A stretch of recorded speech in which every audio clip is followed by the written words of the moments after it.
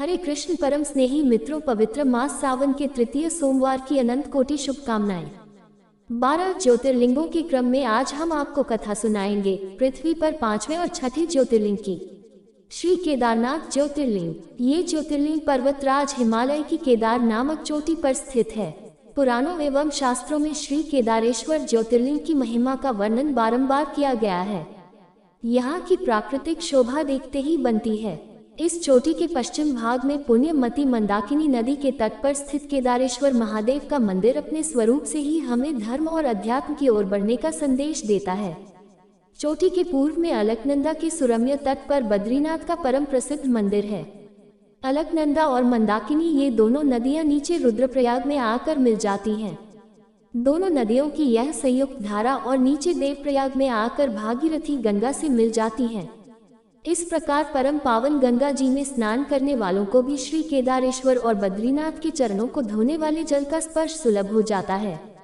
इस अति पवित्र पुण्य फलदायी ज्योतिर्लिंग की स्थापना के विषय में पुराणों में ये कथा वर्णित है। अनंत रत्नों के जनक, अतिशय पवित्र, तपस्वियों, ऋषियों, सिद्धों, देवताओं की निवास भूमि पर्वतराज हिमालय के केदार नामक अत्यंत शोभाशाली श्रृंग पर महातपस्वी श्री नर और नारायण ने बहुत वर्षों तक भगवान शिव को प्रसन्न करने के लिए बड़ी कठिन तपस्या की। परम स्नेही मित्रों, यदि अभी तक आपने अपने इस चैनल को सब्सक्राइब नहीं किया है तो अवश्य सब्सक्राइब करें, घंटी का बटन दबाएं, वीडियो को लाइक करें और अधिक से अधिक सनातन प्रेमियों को शेयर करके अपना अमूल्य सहयोग एवं समय प्रदान करें। तो आइए कथा में आगे बढ़ते हैं। कई हजार वर्षों तक वे निराहार रहकर एक पैर पर खड़े होकर शिव नाम का जप करते रहे। इस तपस्या से सारे लोकों में उनकी चर्चा होने लगी। देवता, ऋषि, मुनि, यक्ष, गंधर्व सभी उनकी साधना और संयम की प्रशंसा करने लगे। चराचर के पितामह ब्रह्मा जी और सबका पालन पोषण करने वाले भगवान विष्णु भी महातपस्वी नर नारायण के तप की प्रशंसा करने लगे। अंत में भगवान शंकर जी भी उनकी उस कठिन साधना से प्रसन्न हो उठे।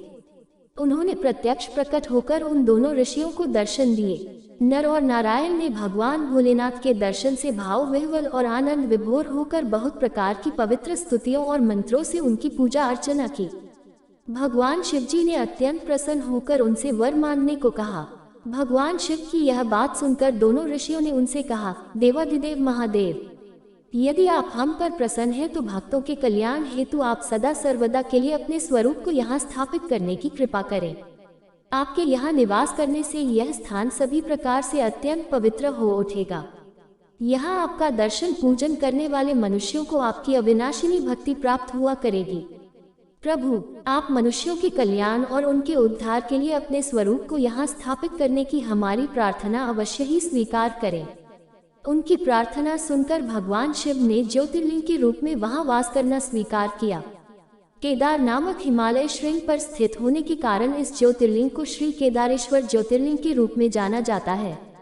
भगवान शिव से वर मांगते हुए नर और नारायण ने इस ज्योतिर्लिंग और इस पवित्र स्थान के विषय में जो कुछ कहा है वह अक्षरशः सत्य है। इस ज्योतिर्लिंग के दर्शन, पूजन तथा यहाँ स्नान करने से भक्तों को लौकिक फलों की प्राप्ति होने के साथ साथ अचल शिव भक्ति तथा मोक्ष की प्राप्ति भी हो जाती है। अगली कथा है पृथ्वी के छठे ज्योतिर्लिंग महाराष्ट्र के सह्याद्री पहाड़ी पर स्थित श्री भीमाशंकर ज्योतिर्लिंग की। श्री भीमाशंकर ज्योतिर्लिंग। ये ज्योतिर्लिंग पुणे से लगभग 100 किलोमीटर दूर सह्याद्री की पहाड़ी पर स्थित है। इसे भीमेश्वर ज्योतिर्लिंग भी कहते हैं। इस ज्योतिर्लिंग की स्थापना के विषय में शिव पुराण में ये कथा वर्णित है। प्राचीन काल में भीम नामक एक महाप्रतापी राक्षस था। वह कामरूप प्रदेश में अपनी मां के साथ रहता था। वह महाबली राक्षस राज रावण के छोटे भाई कुंभकर्ण का पुत्र था, लेकिन उसने अपने पिता को कभी देखा न था। उसके होश संभालने के पूर्व ही भगवान राम के द्वारा कुंभकर्ण का वध कर दिया गया था। जब वह युवावस्था को प्राप्त हुआ तब उसकी माता ने उससे सारी बातें बताईं। भगवान विष्णु के अवतार श्री रामचंद्र जी द्वारा अपने पिता के वध की बात सुनकर वह महाबली राक्षस अत्यंत संतप्त और क्रुद्ध हो उठा। अब वह निरंतर भगवान श्री हरि के वध का उपाय सोचने लगा। उसने अपने अभीष्ट की प्राप्ति के लिए 1000 वर्ष तक कठिन तपस्या की। उसकी तपस्या से प्रसन्न होकर ब्रह्मा जी ने उसे लोक विजयी होने का वर दे दिया। अब तो वह राक्षस ब्रह्मा जी के उस वर के प्रभाव से सारे प्राणियों को पीड़ित करने लगा। उसने देवलोक पर आक्रमण करके इंद्र आदि सारे देवताओं को वहां से बाहर निकाल दिया। पूरे देवलोक पर अब भीम का अधिकार हो गया। इसके बाद उसने कामरूप के परम शिव भक्त राजा सुदक्षिण पर आक्रमण करके उन्हें मंत्रियों अनुचरों सहित बंदी बना लिया। इस प्रकार धीरे धीरे उसने सारे लोकों पर अपना अधिकार जमा लिया। उसके अत्याचार से वेदों, पुराणों, शास्त्रों और स्मृतियों का सर्वत्र एकदम लोप हो गया। वह किसी को कोई भी धार्मिक कृत्य नहीं करने देता था। इस प्रकार यज्ञ, दान, तप, स्वाध्याय आदि के सारे काम एकदम रुक गए।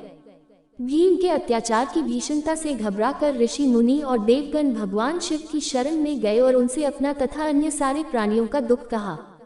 उनकी यह प्रार्थना सुनकर भगवान शिव ने कहा, मैं शीघ्र ही उस अत्याचारी राक्षस का संहार करूंगा। उसने मेरे प्रिय भक्त कामरूप नरेश सुदक्षिण को भी सेवकों सहित बंदी बना लिया है।